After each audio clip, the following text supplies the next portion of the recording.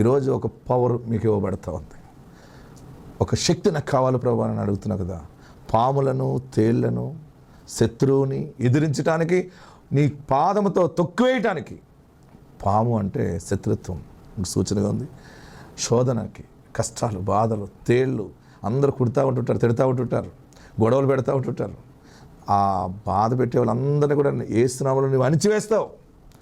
శత్రువు బలం అంతటి మీద, శత్రువుని దుష్టుడు తేళ్ల రూపంలోని ఇలా రకరకాలుగా ఈ యానిమల్స్, ఈ జంతువుల యొక్క గుణలక్షణాలు కలిగిన మనుషులే మన ఇంట్లో ఉంటారు. మన ఇంట్లో కొన్ని తేళ్ళు ఉంటాయి, మన బంధువులను కొన్ని పాములు ఉంటాయి. ఒక్కొక్క పాము అలా చూస్తుంటుంది, ఎప్పుడు వస్తావో అని చూస్తుంటుంది.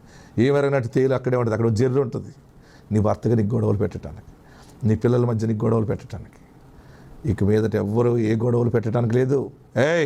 యేసు నామములో పో అంటావు, అది పోతుంది అంతే. ఎందుకంటే ఈరోజు ఒక బలమైన వరము దేవుడు నీకు ఇస్తున్నాడు. ఎక్కడికి వెళ్ళినా ఏ శత్రుత్వం ఎంత బలముగా పొంచి ఉన్నా నీవు విజయం సాధిస్తావు. ఎందుకంటే ఈ దినము దేవుడు ఈ వాగ్దానం ద్వారా నీకు ఒక శక్తిని విడుదల చేస్తున్నారు.